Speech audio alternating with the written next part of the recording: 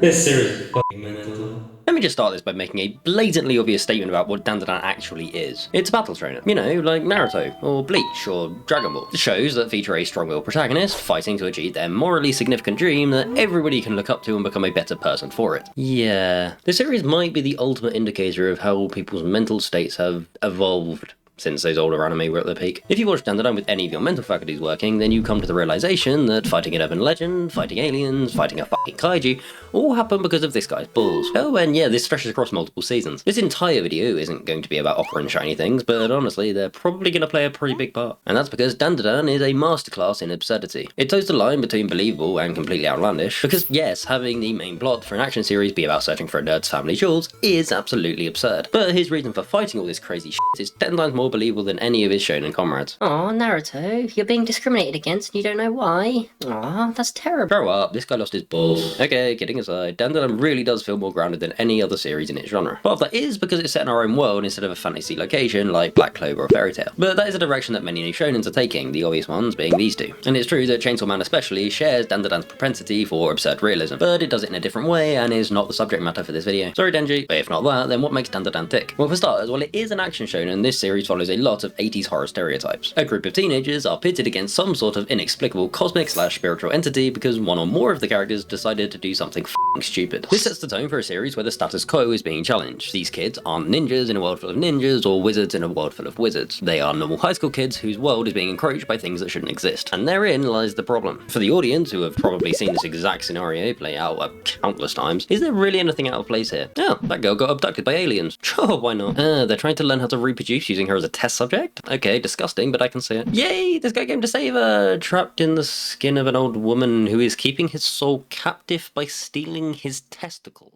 What the fuck?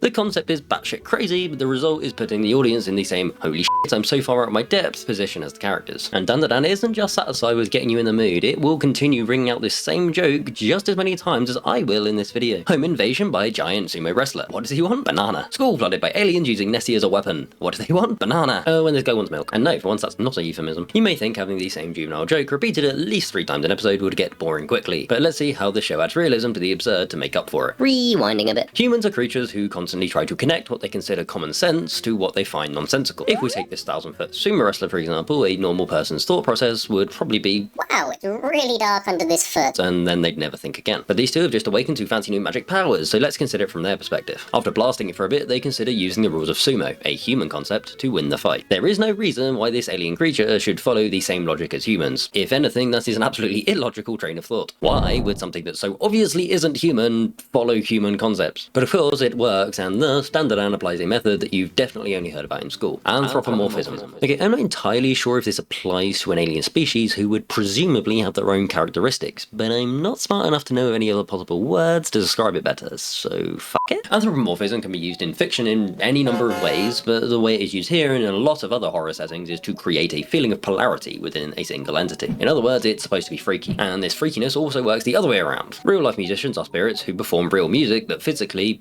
well, psychically, affects the world around them. In this case, we're applying unnatural phenomena to natural concepts like music, art, or history, which you've probably seen some of before. But this pairing between realism and absurdity means little to nothing if there's no explanation about how these things actually came about. There's of course the option of leaving their origin vague, but if we're trying to apply logic to the illogical, then we need a reason for existence. So let's move on to a kind of world. No, we aren't going to hell just yet, I mean the episode title. I don't usually remember episode titles, but this one sticks in my mind because of how widely it was acclaimed. I also remember that episode 4 of Sword Art Online is called The Black Swordsman, but with that one it's more like it's infested my brain and won't get out. I have no idea why it's there. Dandadan, for all its hilarity, is mostly grounded in unfortunate circumstances. Acrobatic Silky is the first time Dandadan highlights the backstory of a character after giving slight insights into Turbo Granny's past in the first arc. Everything about this episode, from the directing to the animation to how faithful the adaptation was, is brilliant, but the relevance to this video is the progression from a struggling mother to the monster she becomes. Acrobatic Silky is initially portrayed in a similar manner to all of the other dangers that have come before. She's wacky looking, she fights in a weird way, and the only thing that could possibly hint hint that you're about to be exposed to a traumatic backstory is the fact that she never brings up this guy's gonads, which, as you'd expect, isn't exactly a common concept in media literacy. The fact that Dandadan is the show it is what really sells this. It's a show that in the episodes prior to this go from beating an old granny in a piggyback race to a romance arc where the guy turns up to her classroom to announce his balls have disappeared. This contrasted what makes acrobatic Silky's story shine. It shows that all of this, and I mean all of this, is still grounded in real problems and real people are experiencing them. There are very few shows that can portray a beautiful life being trampled upon in the way that Dandadan does, and the reason it can do that is thanks to its competence at blending reality with the absurd. Being able to switch between serious and humorous at the drop of a hat really sells the fact that your life can change in that minuscule amount of time. Season 2's case with Gigi and Evil Eye is a little more out there, but the same balance of wackiness and reality still apply. And as does the show's tendency to strip its characters. The school flooding I can understand, but why Evil Eye has to be constantly in his underwear I will never know, and given it's Dandadan, I probably don't want to. Talking about stripping, this show is basically a romance in disguise. I would even go as far to say that Dandadan not being included in the romance genre is essentially false advertising. Whenever there isn't an alien trying to confiscate this guy's lethal weapon, Momo's trying to take it all for herself. Shonens always have some kind of romance, but usually it's mostly background detail and any slice of life stuff is filler episodes. But come on, this shit has better development than actual romances. Which there is a point to. These are modern day high school kids. To reiterate, they aren't supposed to be anything special. They are used to just being regular people, and if nothing was done to show that and it was just battle after battle, then the whole point of having the setting be what it would be kind of pointless. Their relationship is another anchor, keeping the story from getting too far out of control. Just like the motives for the villains, the motives for the protagonists has to be equally compelling for any of what happens in the show to be believable. And their friendship / budding relationship is strong enough that it's more than believable that they would go so far for each other. Usually I would say that getting close enough to someone to risk your life for them within 48 hours is unrealistic. But as far as I know, I've never been abducted by aliens nor possessed by a degenerate ghost, so I don't think I'm qualified to talk about what's believable here. What I do know is I would definitely recommend Dandadan to someone who likes romance anime, even if it does traumatize them with how horrifying the monsters in the show look. Talking of, the spirits and aliens in this show were some of my favourite designs across any anime. They're all based on real-life urban legends and Japanese yokai, and it's probably pretty well known by now that their designs are directly inspired by Ultraman. I'm embarrassed to admit that I didn't notice this while watching the show and only noticed when I saw this article on Screen Rant. The animation differs for aliens and spirits, with the aliens being animated with CGI and the spirits being hand-drawn. Not only is this a cool way to differentiate between them, it's also a good case of using animation to add to a character to something that writing can't. You may consider this a stretch, but I like that again, this shows that there is a definitive logic behind these creatures in their design just as much as in their behaviour. Looking at everything that makes Dandadan what it is shows that every absurd moment, everything uncanny about the show is grounded in at least some semblance of human logic or emotion. If it wasn't done right, then the plot simply just wouldn't work.